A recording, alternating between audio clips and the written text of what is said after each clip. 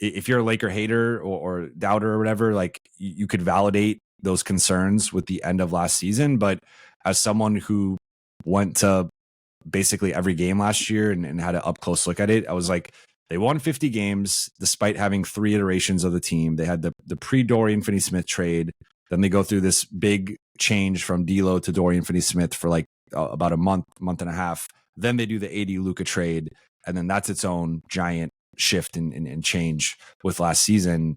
You have a rookie head coach his house is burned down midway through the season. He's coaching the Lakers. He's coaching LeBron. Now he's coaching Luka. Like there was just all these things that I think could have derailed the season or could have made it not as successful as it was. But to win 50 games, be the number 3 seed, despite all of the chaos that ensued last year, I think that was a really successful regular season.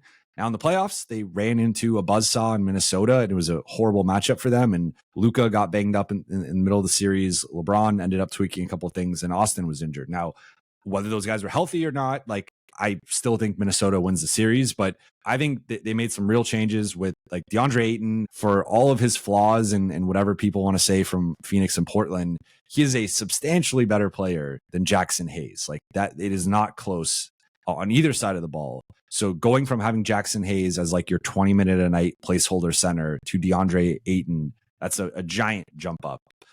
And then I think Marcus Smart can do some things on the perimeter that like they just haven't had in multiple years. We'll see how much he has left, but at least in theory, he could do some of those things. I really like Jake LaRavia, who was a sneaky former Kings player. Jake LaRavia, watched a lot of his film in Memphis and Sacramento. I think he's like a jack of all trades, bench forward who could do a bit of everything for LA. I mean, Luka, we've seen the transformation he's undergone. He was carrying a really underwhelming Slovenia team to pretty deep into Eurobasket. So I think with Luka in MVP form, LeBron, potentially his last dance, we'll see how long he wants to play. I think Austin's going to continue to get better roster, JJ year 2. I think this is a team that they're not to me on the OKC, Denver, or maybe even Houston level, but I think they're right there with like Minnesota for like that next tier. And I think they have a real shot to, if they make the right move, I think they still got to make a trade. If they make the right trade, I think they have a real shot to go on a deep playoff run.